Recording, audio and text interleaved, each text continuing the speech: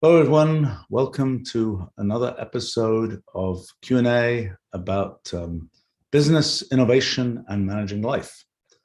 I'm these few days in an intense period working on the final finishing of version 13.1 of Wolfram Language. This is the current episode in a 35-year-long story of developing Wolfram Language. It's always exciting to see what we actually manage to pull together for each successive version of the product. I'm always amazed that even in what are now 6-month release intervals, there's just a huge amount of material, and it's a sort of intense process to pull it together and describe it, which is what I'm trying to do right now. All right, but a change of pace for me here. So let's take a look at what some questions are. So there's one from Golagaz here. Do I think that software innovations are stronger with mathematical research tied to it, even for non-mathematical software? You know, here's the thing to say. Computational thinking is sort of the paradigm of the 21st century, and it's a deep area.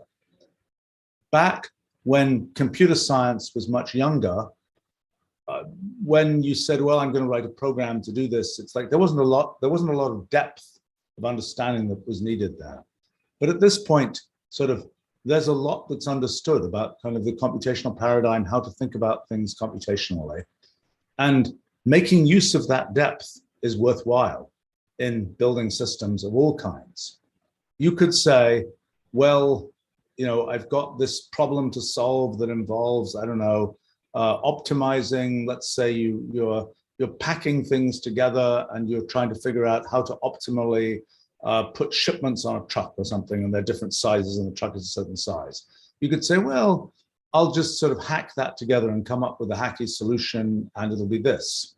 But it turns out there's some more sophisticated algorithmic computational thing that if you use that, you know, boom, you have greater efficiency and everything is much clearer and often much easier to understand what the objective is once you've defined it as some kind of computational type of objective.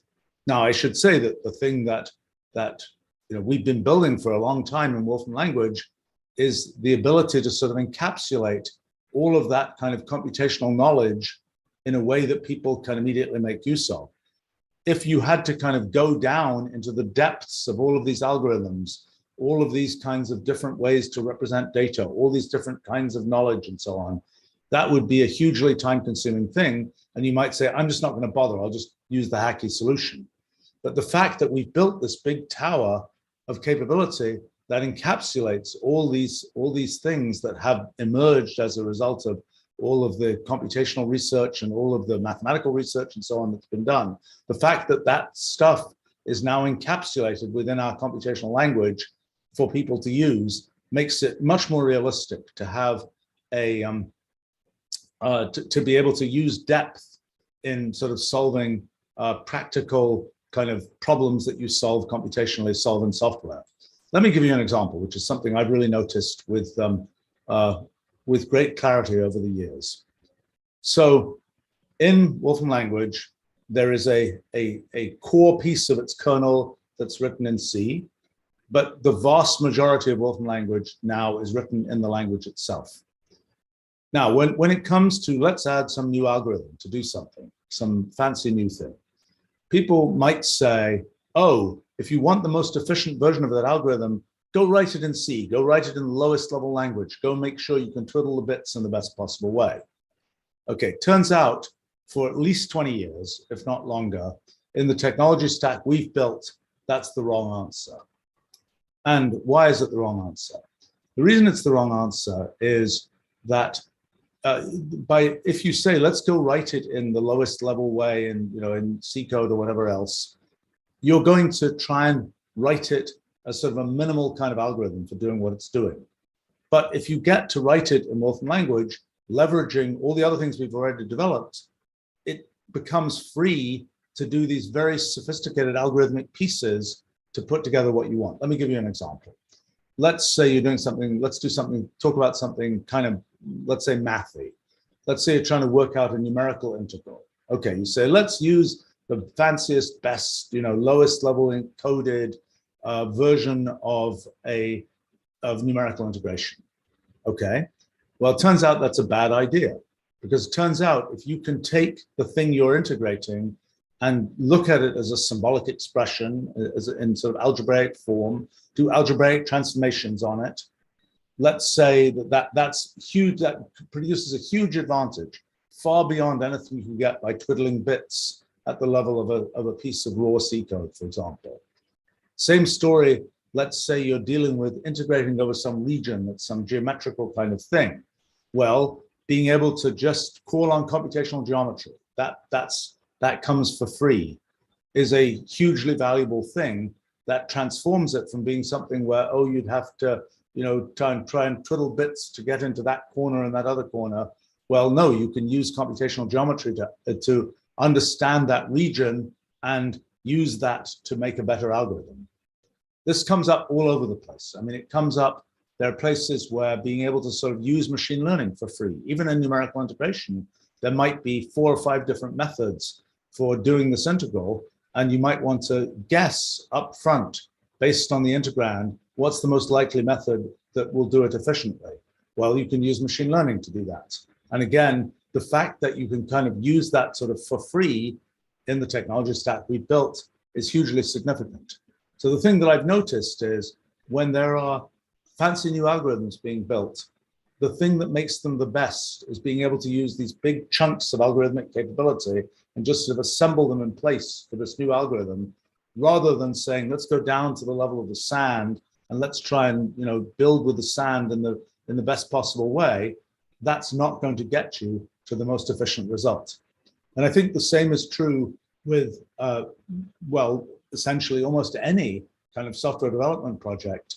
Being able to use sort of big, sophisticated algorithmic chunks is hugely important. Now, what goes wrong with that is when you are fundamentally using a low-level programming language, for example, those chunks have absolutely no reason to fit together.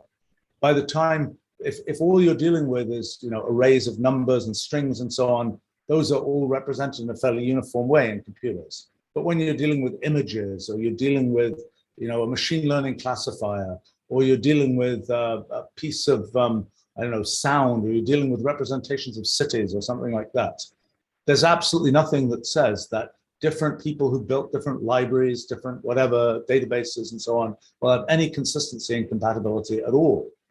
That's the thing that I've spent the last, 40 years of my life trying to ensure for Wolfram Language, is that there is a coherent design of all those kinds of things, so that if you're writing your numerical integration thing or something a lot less mathy, you have your computational geometry, you have your algebraic computation, you have your machine learning, that all those things can fit together and can immediately sort of operate on the same kinds of things. And that's the thing that really makes that possible in Wolfram Language, is this idea of symbolic expressions, and the fact that everything you deal with is a symbolic expression.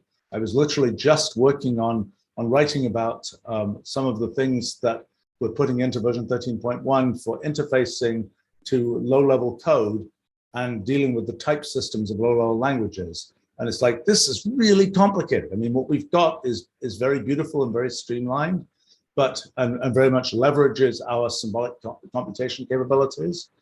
But in the end, it's really complicated. You really have to understand a lot about how computers actually work inside. With symbolic expressions, you don't have to. And you have a very efficient and coherent way to represent everything, whether it's a city, a user interface, a running process, a mathematical expression. They're all represented in this sort of uniform way as symbolic expressions. And that's kind of the place you start from in being able to plug different pieces together. But I think that the thing that, the original question that was asked here is it worth using kind of sophisticated,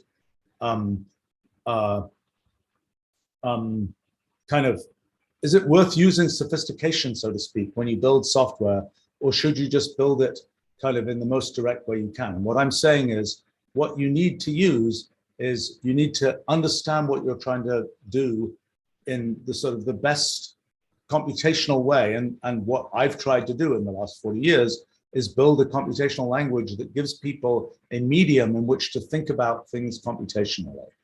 And once you've understood something computationally, it's our job to have the language efficiently implement that. But being able to deal with things which are, in a sense, have conceptual depth in building even rather what might seem like mundane software I can't say enough how important that is. I mean, in a sense, the ability to do that, I think, is the closest to sort of a superpower that most people will ever be able to get to.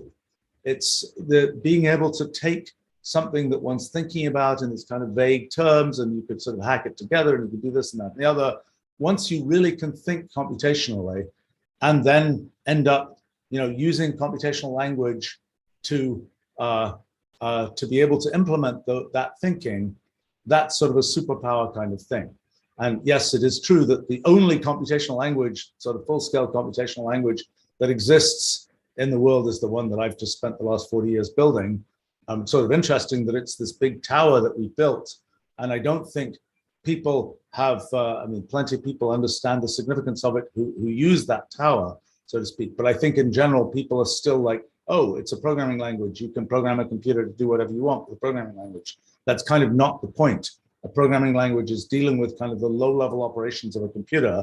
A computational language is trying to represent the world computationally, so you can think about things computationally and operate at that kind of level, operate at this sort of higher sort of superpower level, rather than down at the level where you're sort of, it's you down in the trenches with the machine type thing.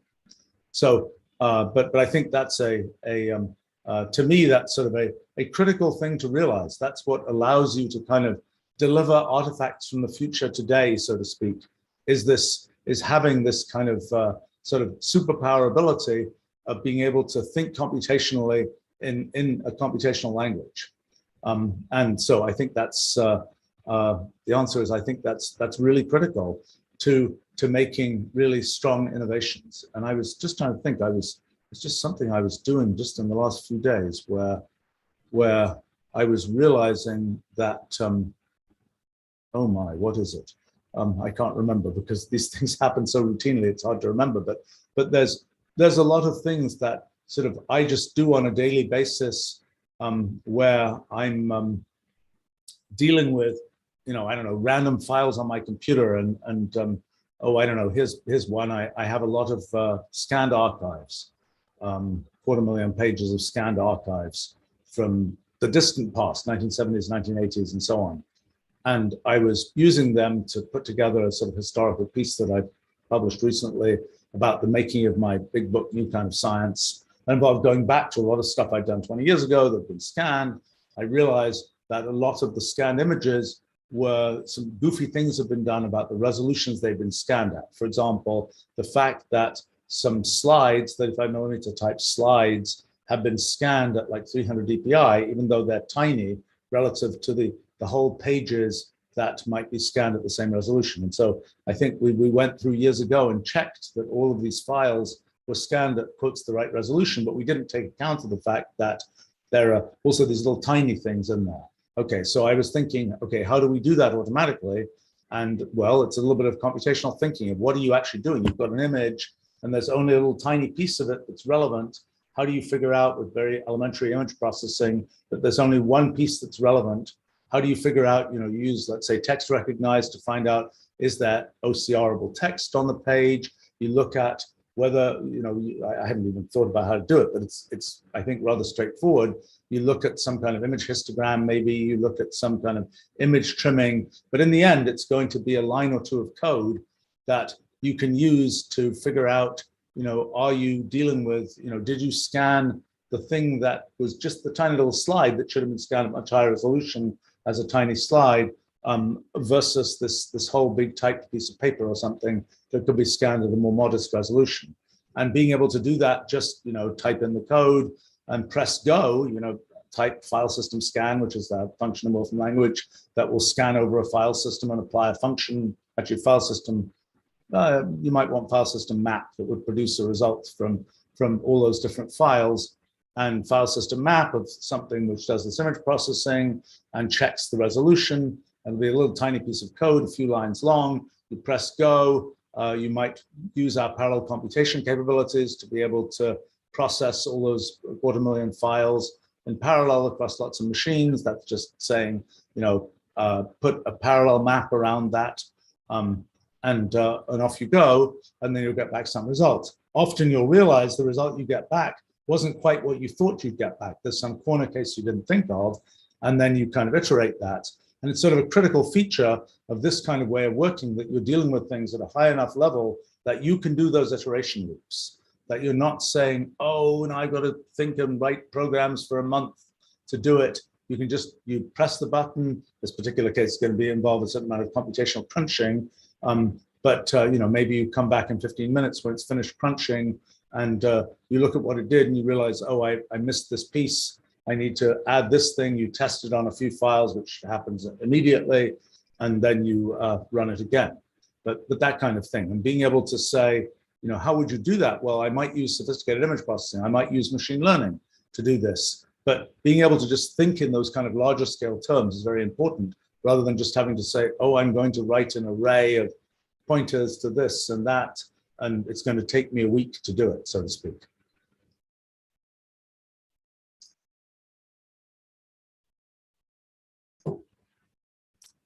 Okay, there's a question here from Ming. Can you say more about your writing process? Like, how much time does it take you to finish writing a blog post? How do you integrate a bunch of connected ideas into a coherent post?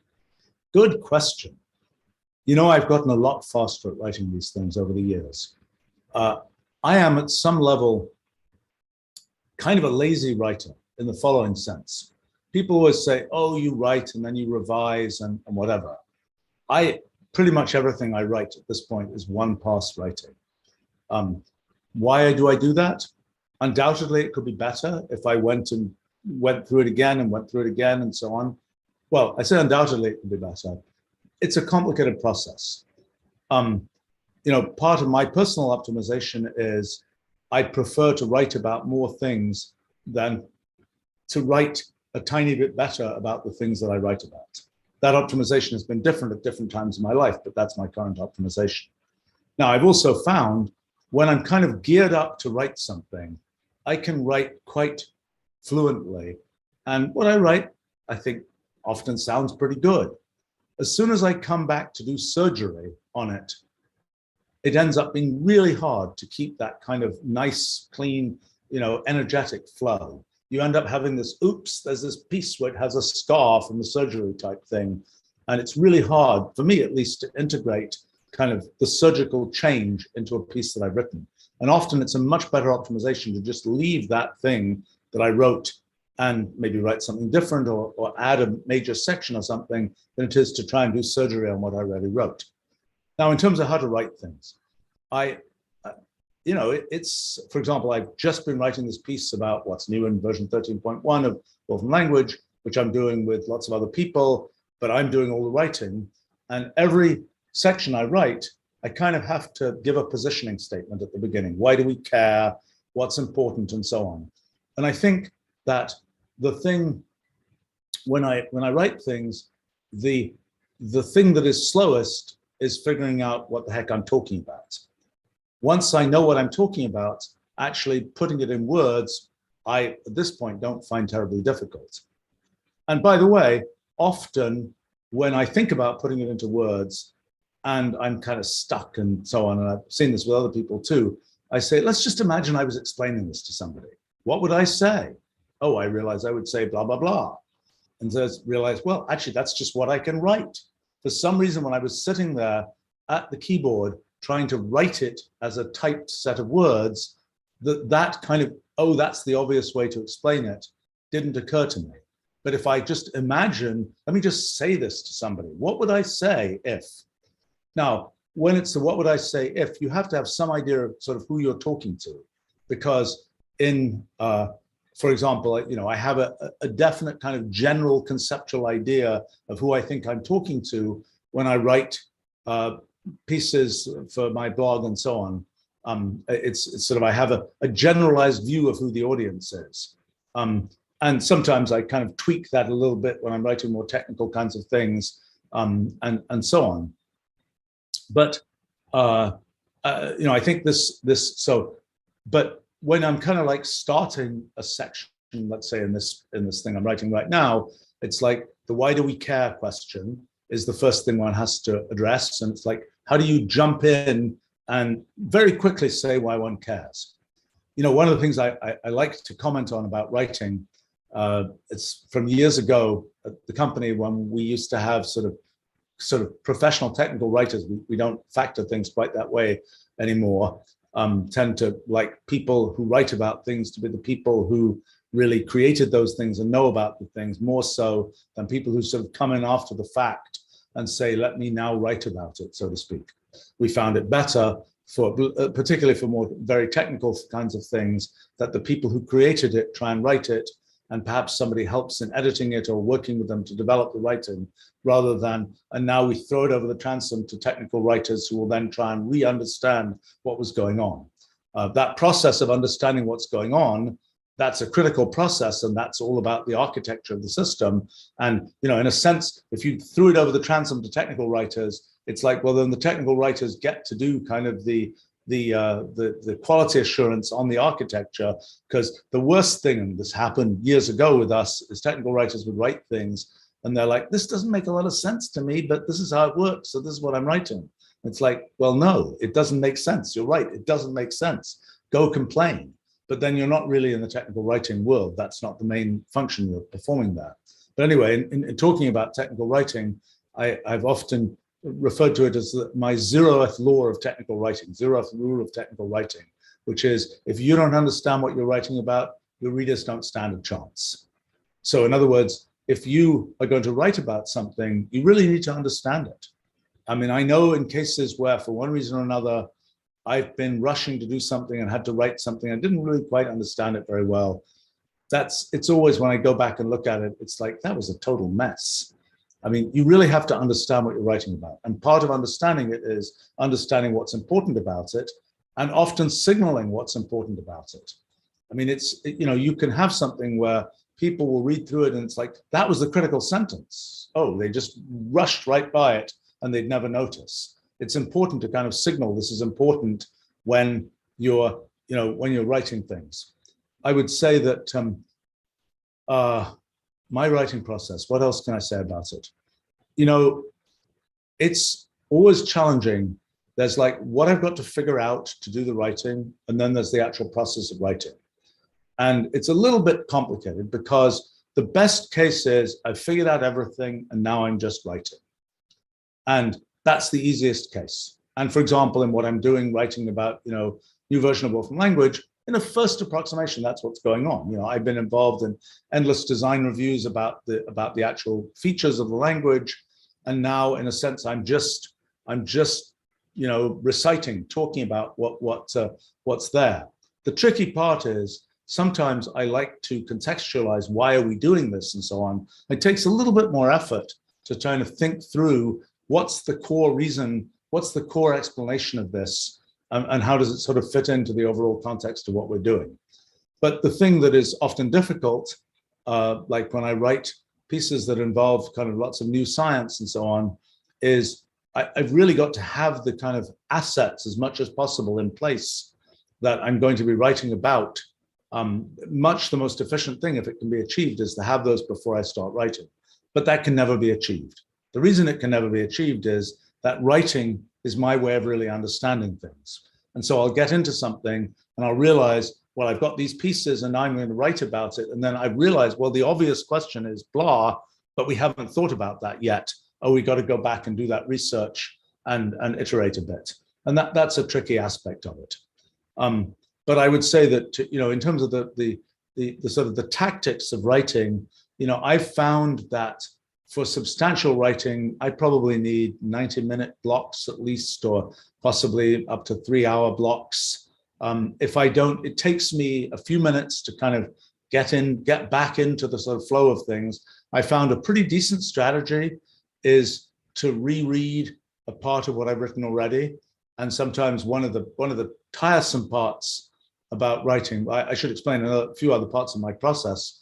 I mean, I'll write And then there's the question of putting in links. I don't know if anybody follows the links. I follow links sometimes to things I've written, so I figured I should put in links. But that process of going through and putting in links is a whole time-consuming process. But that's also a sort of excuse to reread what I've already written. And so sometimes what I'll do is I've written a few sections of something. I try to stop at the end of a section. I try not to overrun. And one of the things, I think I mentioned this one time before, when I find that I've overrun, I start writing a new section, because even though I've got lots of momentum, I'm very excited. I've just finished this whole section I'm writing. I think it came out pretty well sometimes. And I'm all ready. It's 2 a.m. I'm about to go to sleep, but it's like I'm really, revved up. I'm ready to write another piece. I'll start writing the next section. Okay, this is a big mistake, and I really have to prevent myself from doing this, because what I should write is some notes about what I'm thinking about writing for the next section, but I shouldn't actually write the real words, because once I've got those couple of paragraphs of real words, the thing that will happen when I come back to it is I'll look at those and I'll say, oh yeah, those sound pretty good.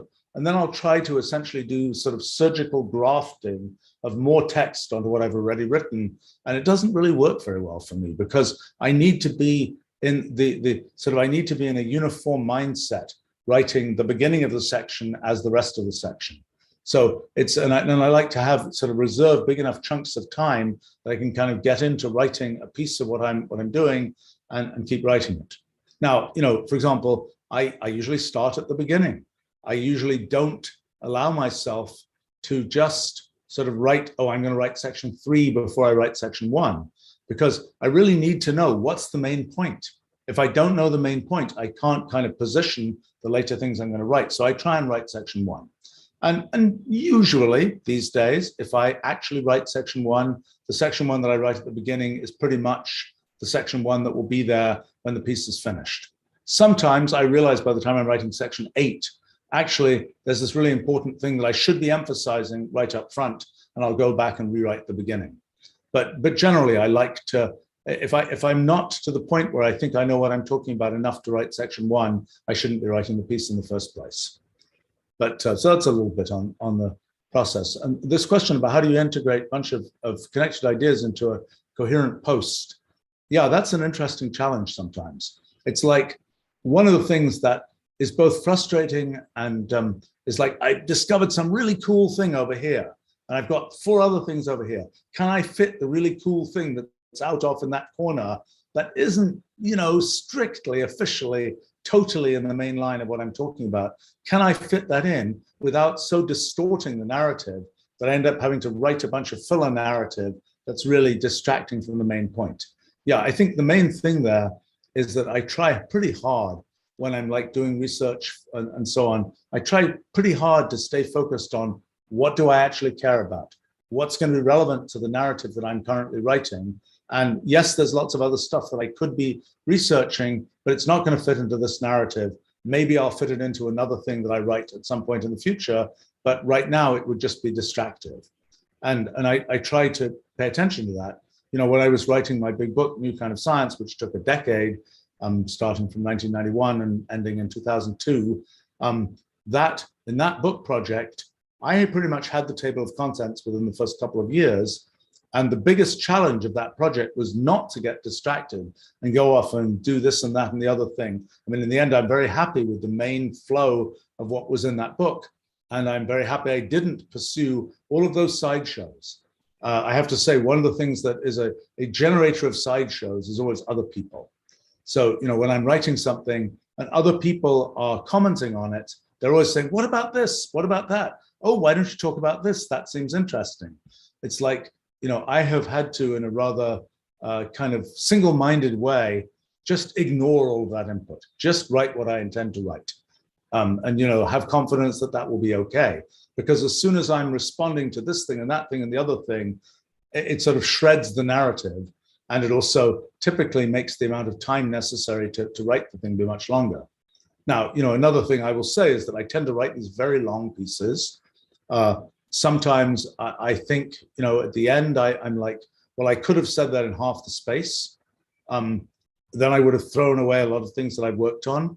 I figure my own personal calculation, probably not true for everybody, is that it's better to just put the long thing out there that contains all the pieces that I had in place, and not sort of say, oh, let's shorten it to only say the main points. I had this experience back, when was this? 1978, when I was a kid, probably 17, 18 years old. I wrote an article about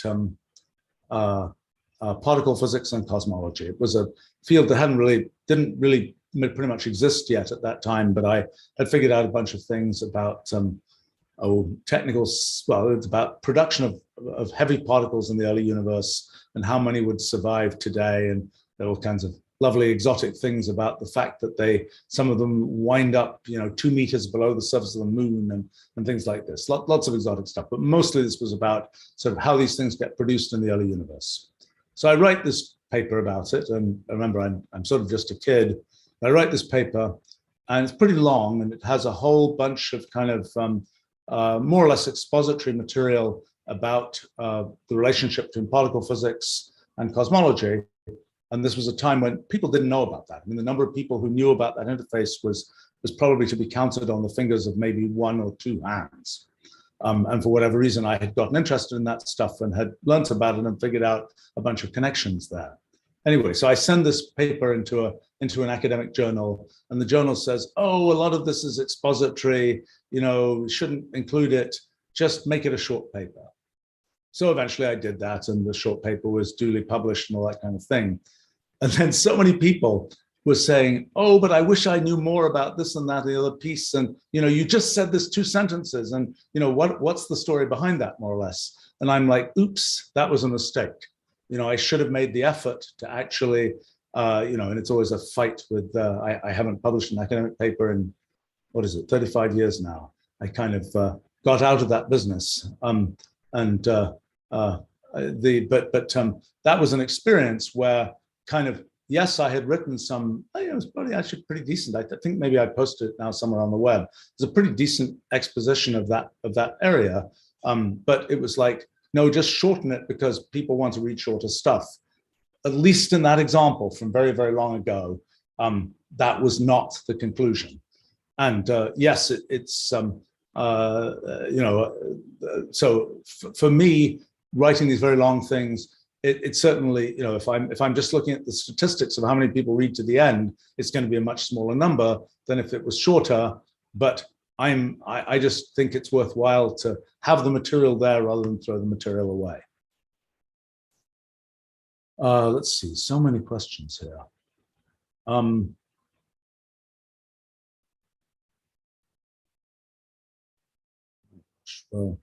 I'm going to go to some of the ones that have just come in. Parker is commenting that the way they write things is writing rough drafts and then writing a more precise prose. Yeah, I don't tend to do that. I mean, I will write at best a very vague outline.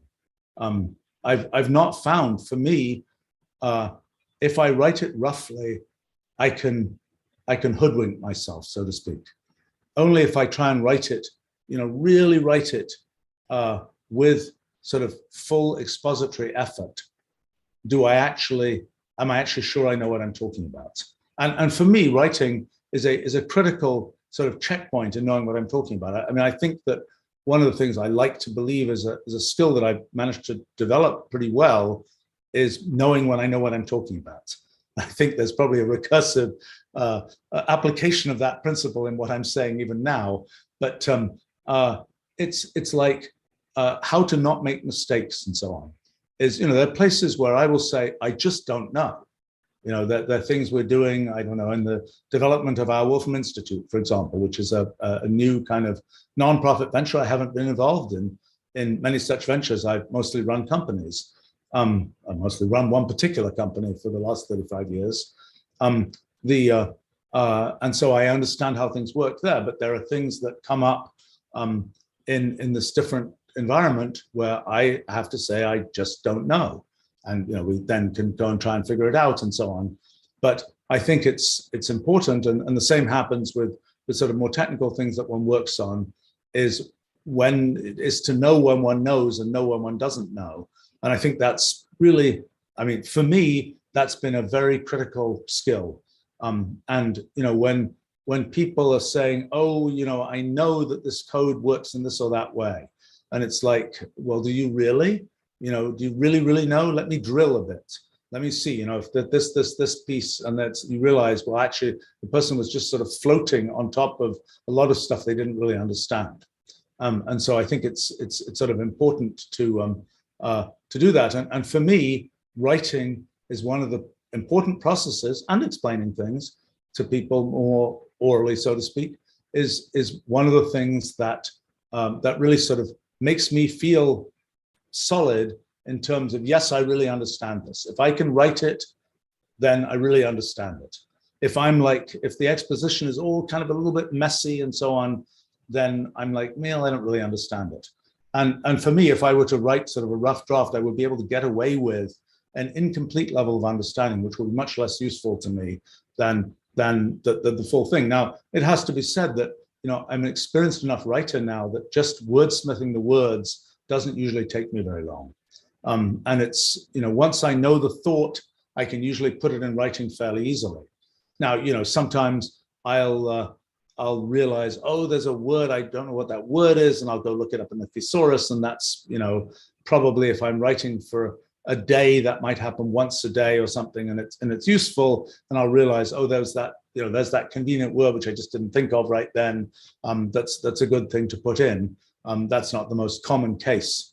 And often what I'll do is I'll reread a paragraph or something soon after I've written it, and it'll be like, that's kind of clunky, and oh, that's a thing that people could readily misunderstand, and so on, and just fix it right there.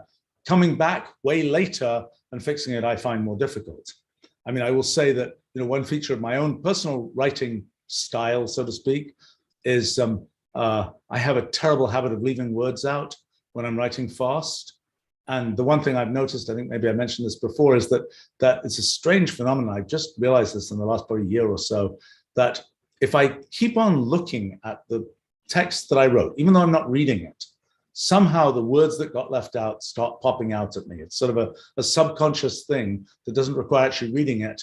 And I will say that another thing I guess I've learned to do, when one rereads text one's written oneself, I find it, one of the things that can happen is you just don't notice the mistakes that are there because, well, you just wrote it and you're going to remember what you wrote.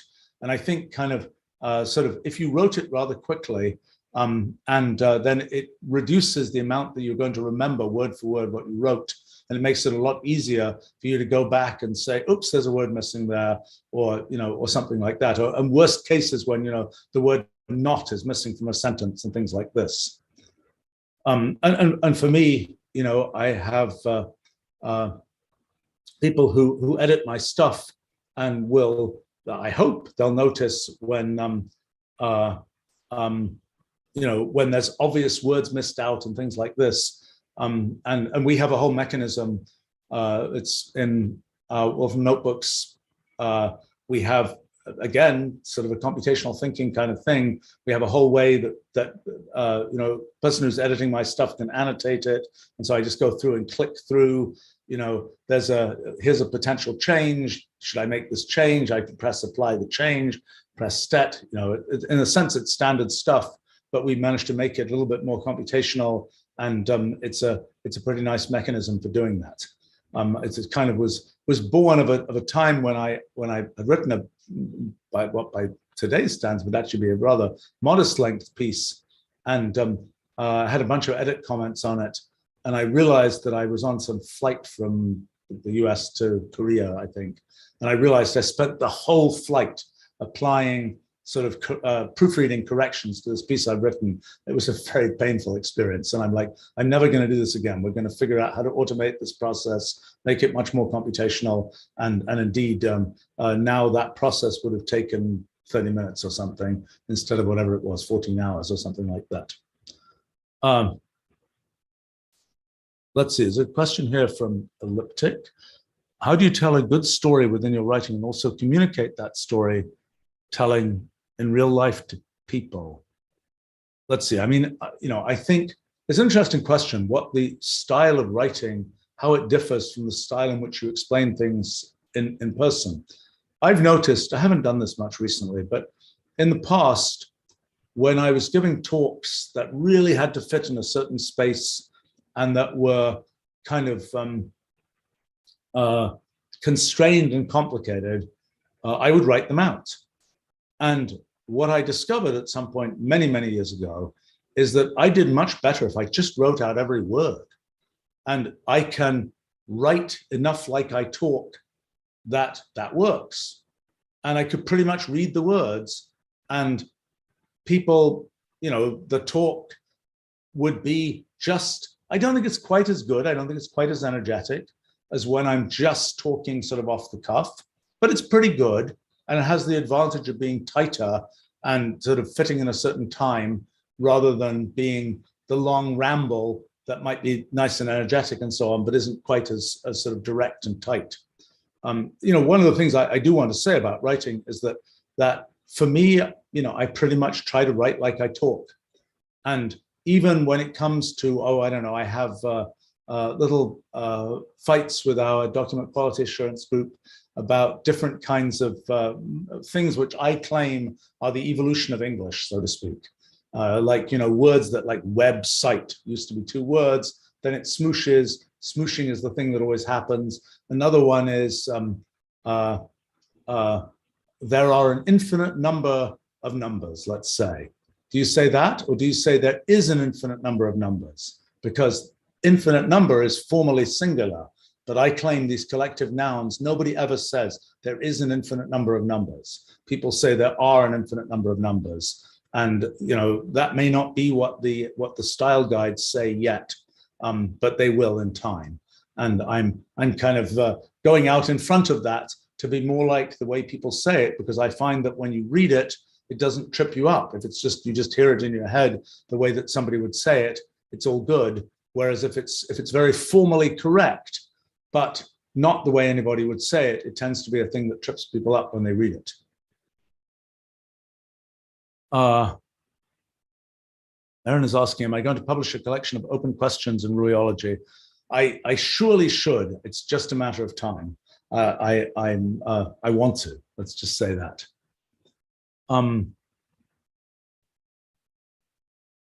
Let's see.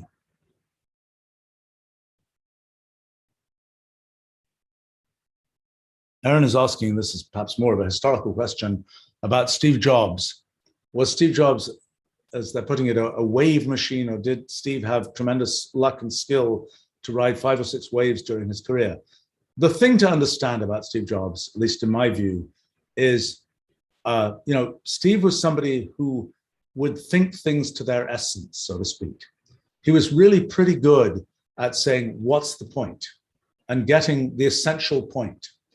And getting the essential point is the key thing that underlies most kinds of large-scale strategic decision-making.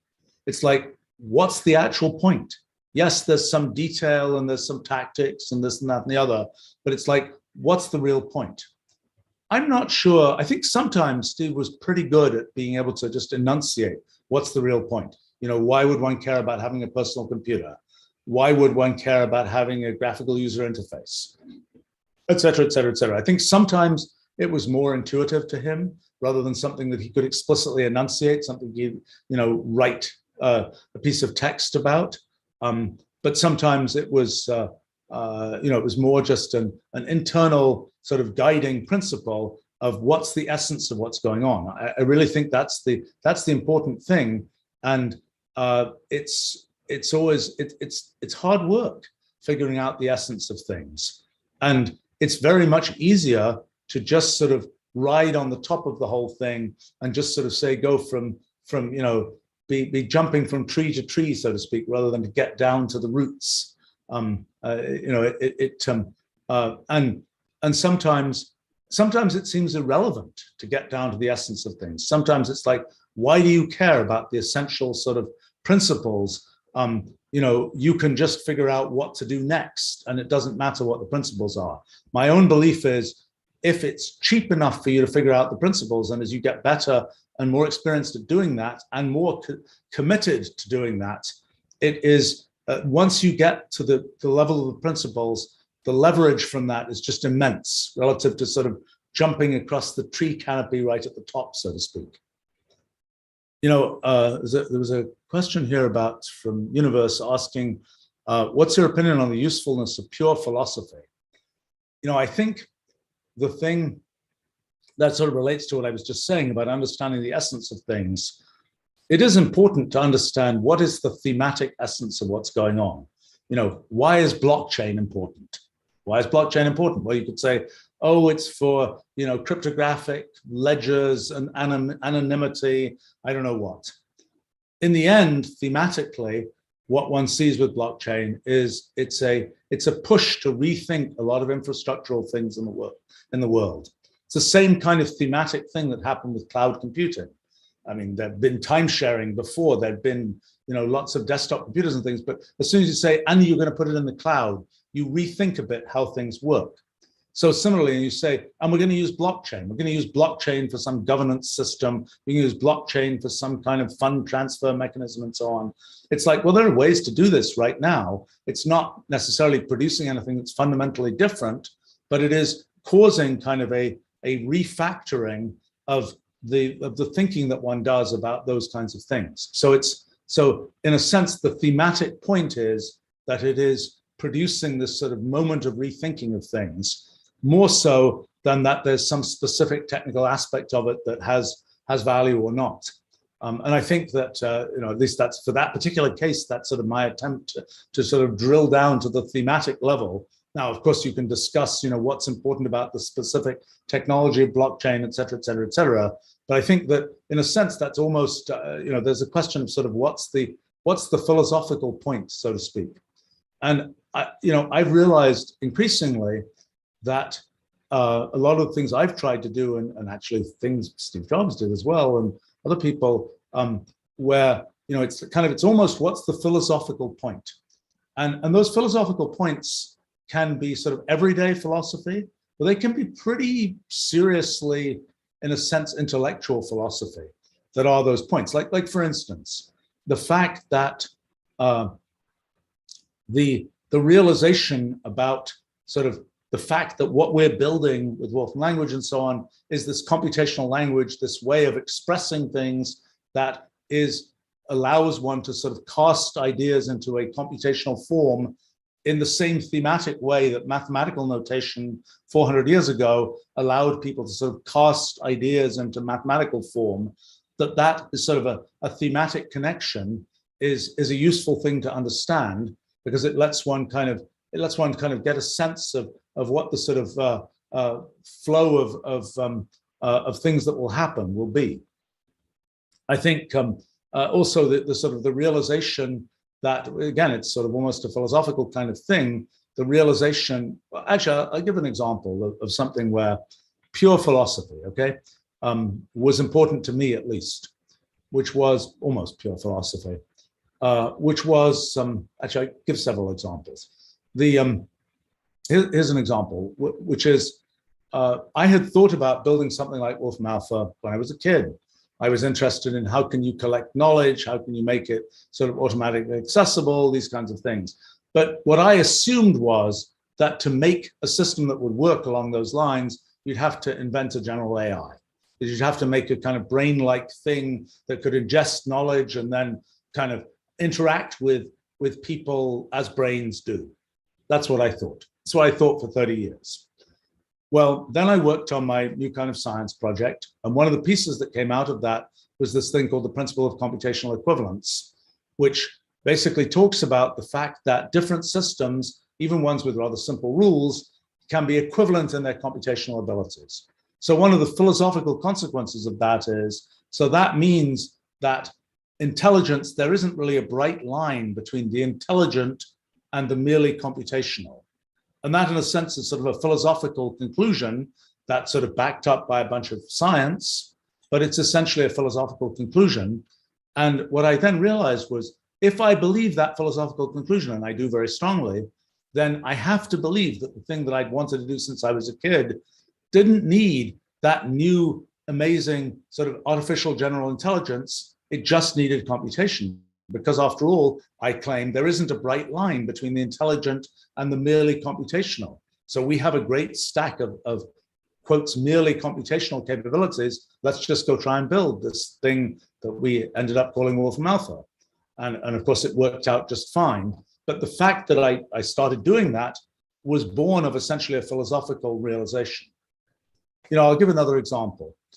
People talk about AI ethics and sort of how you make machines sort of do the right thing. And they kind of have the idea that we'll somehow have, the AIs, even though we humans have a pretty hard time sometimes figuring out what the right thing to do is, somehow the AIs, because they're perfect and they're logical and they're whatever, they're going to have a sort of a perfect system for doing that. Maybe even they're going to have something where, if you could base the sort of governance system for the AIs ultimately on mathematical axioms, then you'll have everything solved because it's based on sort of a bedrock of kind of science or mathematics. Okay, so the question is, does that make any sense? And the answer is, well, philosophically, it makes absolutely no sense, because the question of what we choose to do, the ethics that we choose to have and so on, there is no right answer to that. There is, there might be answers that say, if you have those kinds of principles, then you'll wipe your species out and then there won't be anything more to discuss. But beyond that, it's basically a question of, well, what do the humans actually want? Then you can encode that in some way that machines can understand, but there is no kind of perfect right answer. And that's something that, even from knowing a tiny bit of philosophy, you're going to know that that's the case. But yet you can get yourself very confused if you think, oh, I'm just going to think in terms of machine learning and I'm going to think about, do I have a biased data set or not, or what's going on? You get very, very confused at that level of tactics. If you go down to the sort of pure philosophical level, then it's not that's not something that that's going to happen. All right, I'll tell you a little philosophy story from just the last couple of days. Some people I know who have a business that they've been talking to me about, and their business, I think they're going to pivot it a bit, but I'll tell you the version of it, a sort of early version of it, which is they're going to build a bunch of tiny spacecraft. They're going to send them out into the galaxy. Then the business plan is those tiny spacecraft are going to discover extraterrestrial intelligence, and they're going to bring back extraterrestrial technology, which is going to accelerate human technology by a million years. Okay. Now, as I pointed out, that's I haven't watched. I should, but I haven't watched I don't watch television, so I haven't had a chance to watch the Silicon Valley TV show. But I kind of heard secondary versions of people telling me sort of punchlines from that show and so on. I guess I watched maybe one episode of it. But this is what I gather is similar to the kinds of pitches that have been given there. And to me, it's a completely wacky pitch. I mean, it's the idea that, yes, invest money in a thing where there is a small chance that it will discover extraterrestrial intelligence and then bring back technology to Earth that will accelerate the development of human technology by a million years. Okay, this idea is philosophically doomed. It might be doomed practically, but it's also philosophically doomed. What does it even mean? What does it mean to say we kind of, imagine that we have technology a million years more advanced than ours? And does that enmesh with the things that we care about doing today? It might be that, well, and another point is that actually this very same principle of computational equivalence implies that this whole idea of look for intelligence in these sort of special places, as opposed to just saying all these kinds of systems in nature are showing examples of the kind of computation that we might call intelligence. That pulsar with its complicated features of its magnetosphere that's producing these strange radio pulses.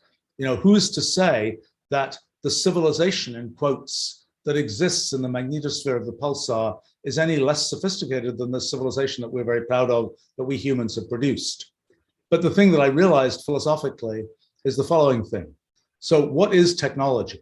Technology is, in the end, us taking features of the world, the natural world, maybe the computational world, and sort of lassoing features of the world for our own purposes.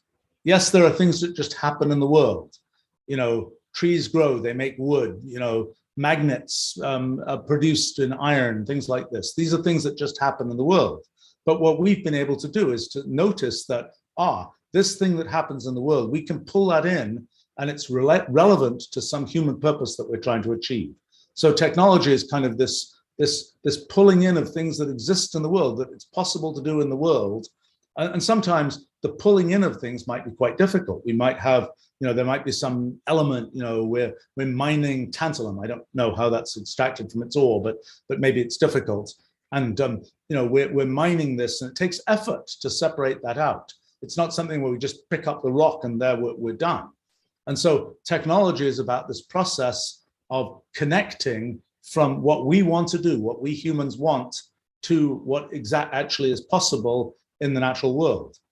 And in a sense, the whole sort of idea of computational language is making that bridge not to the natural world, but to the computational world, the connection between what we humans want to do and the things that are computationally possible.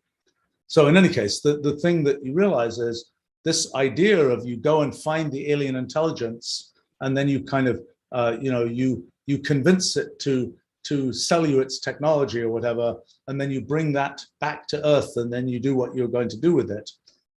That idea, in a sense, that loop, there's a version of that loop that is the whole story of what we do with technology. We have the natural world, we essentially communicate with the natural world, we take actions that sort of do things to the natural world responds in some way, and we get the results back. It's kind of like the loop of saying, go talk to the aliens, then they'll do something. You tell the aliens, I really want to make a, I don't know, a carbon nanotube that's 1,000 miles long or something. And the aliens go off and mysteriously in the alien factory, they produce a carbon nanotube that's 1,000 miles long, and then they give it back to you.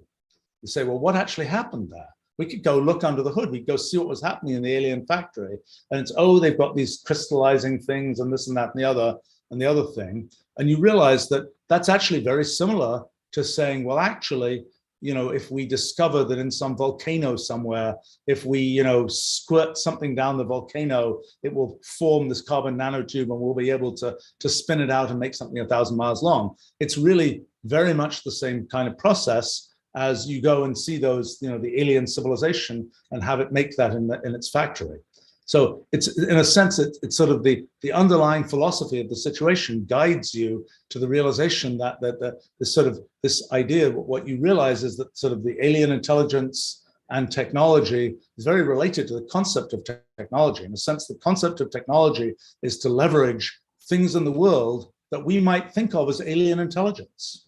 We might think of the ability to, I don't know, make use of this or that, physical process or even biological process as we're sort of harnessing an alien intelligence. Same thing with computation, even machine learning, things like that. We're sort of harnessing this alien intelligence of the computational universe and connecting it to things that we want. So it's very much the same kind of loop as this loop that we might think about more kind of, it sounds cuter, so to speak, with spacecraft going out and exploring the universe and things like that. But it's really the same loop going on at a philosophical level. So, all right, maybe one more question here, and then I should go back to my day job here. Oh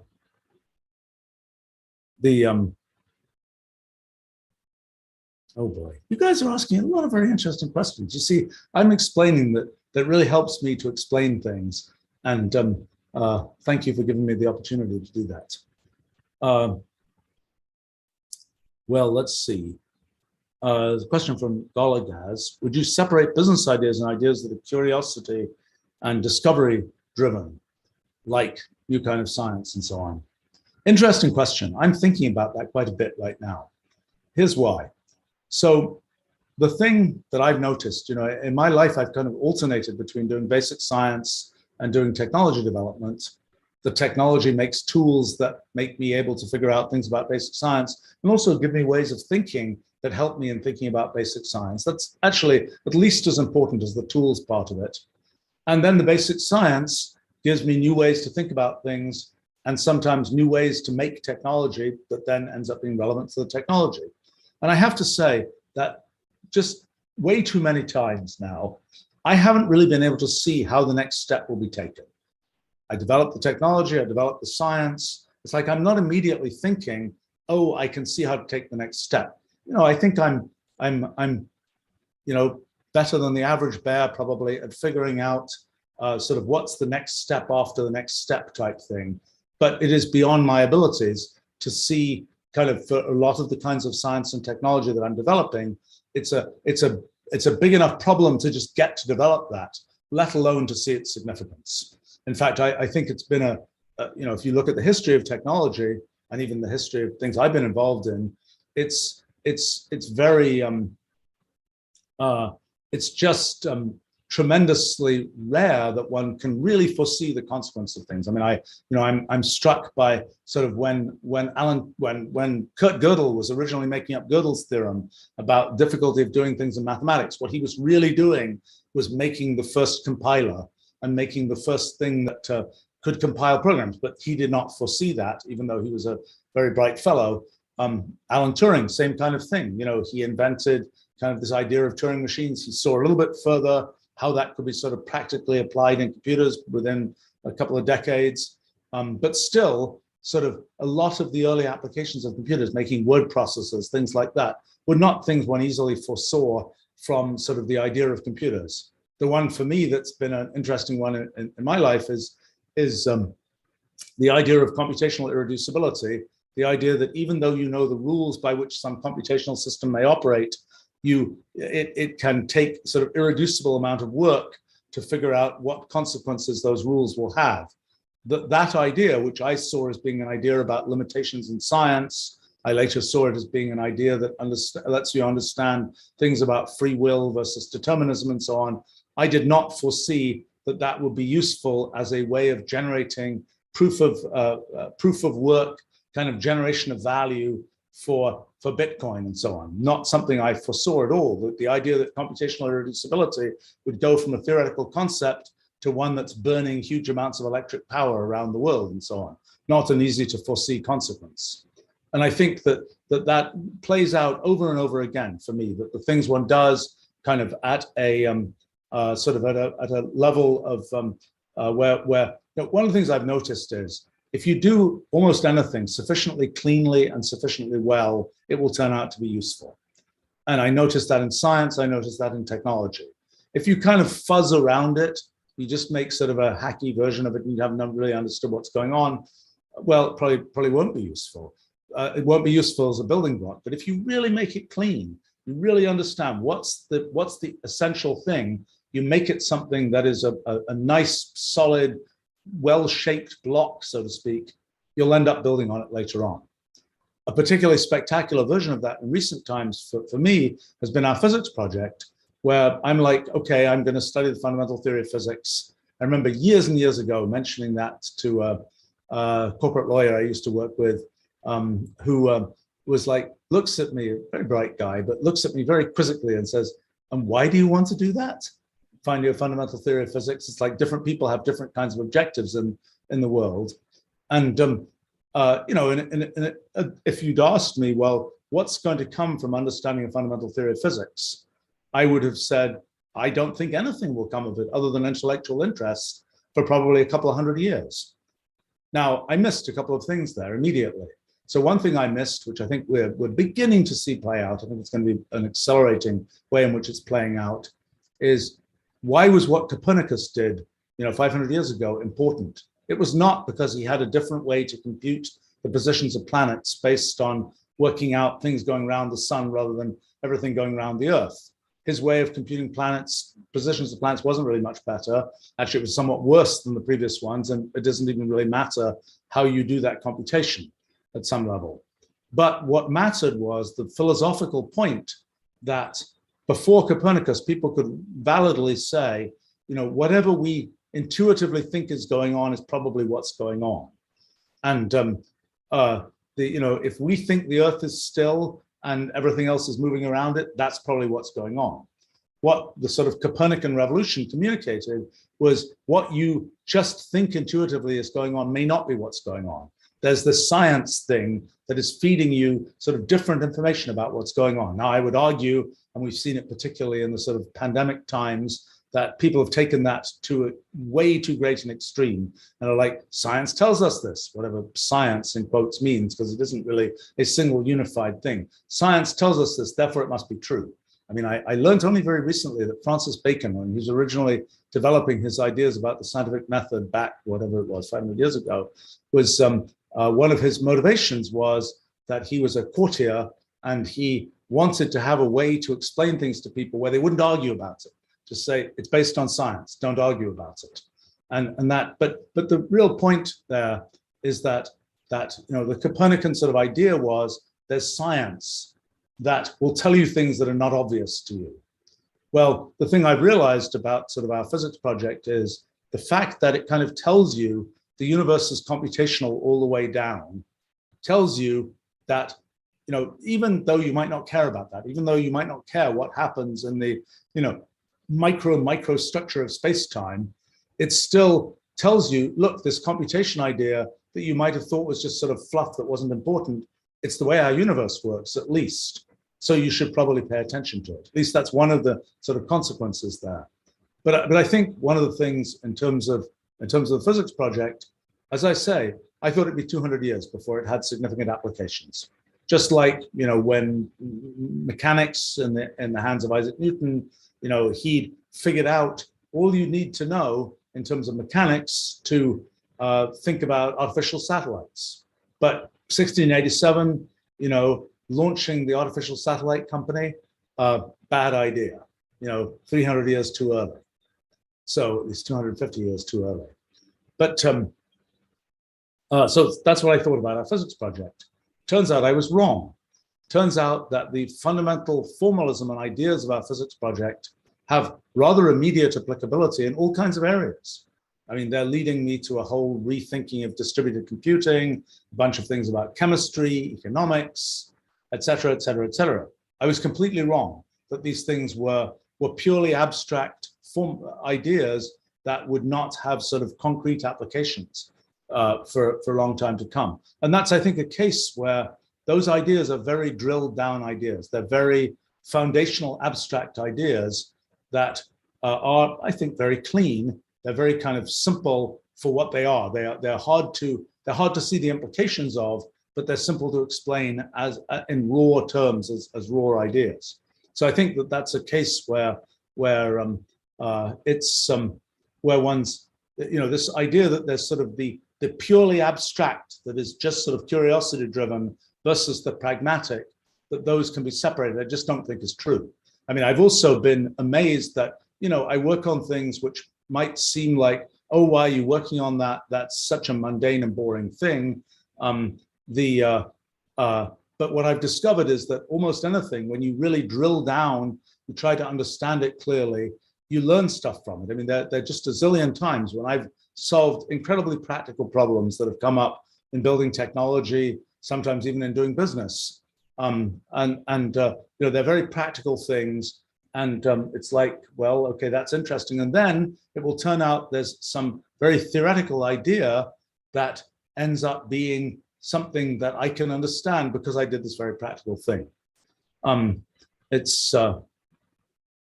Anyway, okay, last thing, and then I really got to go back to my day job. I was talking about the separation of business ideas and curiosity-driven ideas. Okay, so I'll mention one challenge that I'm trying to understand right now.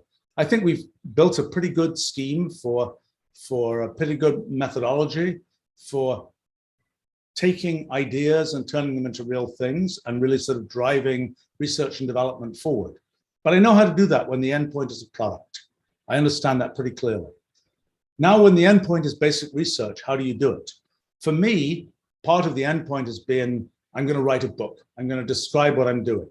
I'm ultimately, it's sort of a writing exercise to describe these ideas. But one thing I'm trying to do right now is to sort of scale up our effort in being able to sort of develop basic science, sort of fundamental intellectual ideas, independent of their immediate sort of commercial endpoint as products. And so we're building up our Wolfram Institute effort. And the thing that I've sort of realized is I know how to do a project where I know how to do a product ending project. I know how to do a sort of I'm writing something ending project.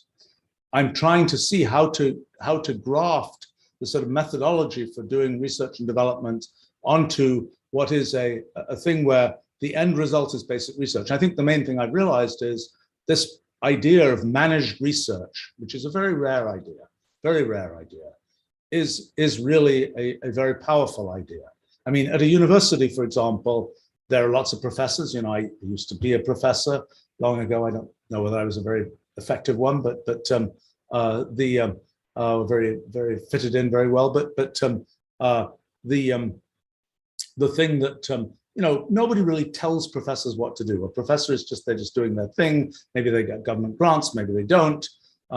It's not a very managed situation. At least it wasn't when I was in the business. I think that's a very different situation from what you see in a company where you're trying to pull some product out. Well, what I've noticed is, for example, in our physics project, you know, we managed to achieve a tremendous amount in a fairly short amount of time by using essentially the methodology that we've used to develop things which are, you know, which we've done at the company. And that involves, you know, project management, and it involves very intense pushing and intense sort of leadership of what's going on. And so I'm trying to figure out sort of how to do that in a basic research setting. I think I know how to do it. The thing that what tends to happen, I mean, in the mid-1980s, I started a research center for the field that I was sort of launching then. Now gets called complexity theory, and it's gone off in lots of directions that I don't necessarily agree with. But back in the day, it was a wonderful idea. It's still a wonderful idea, even if it's been somewhat smothered in less wonderful ideas. But it's you know, what I ended up doing then was sort of a mistake, because I ended up hiring a bunch of good people, but they were essentially feral cats. They were wandering around just doing their own thing. And some of what they did was perfectly interesting. They're good people. But in the end, the whole was not greater than the sum of its parts in a serious way. Whereas if I look at our company and the things we're able to do with sort of managed R&D and sort of led with leadership and so on, I think we're able to achieve vastly more than any of the individual parts and people, including myself, would be able to achieve sort of on their own. And so I think that's, you know, being able to apply that kind of leadership, managed research idea in a basic research setting is what we're going to try and do with the Wolfram Institute. And it's sort of an experiment, I suppose. And it's a little different than saying, okay, feral cats, go out just to wander around and see what mice you manage to hunt or whatever. It's a different approach. And it's one that I think has been, you know, we can see it's been very effective for the last many decades at our company and so on. And I can see it's been effective in these particular projects that I've been leading. And now I want to sort of apply it a little bit more broadly. All right. Well, I think there are many interesting questions here, but I think we have to leave it until next time. So back to my day job. Thanks for joining me here.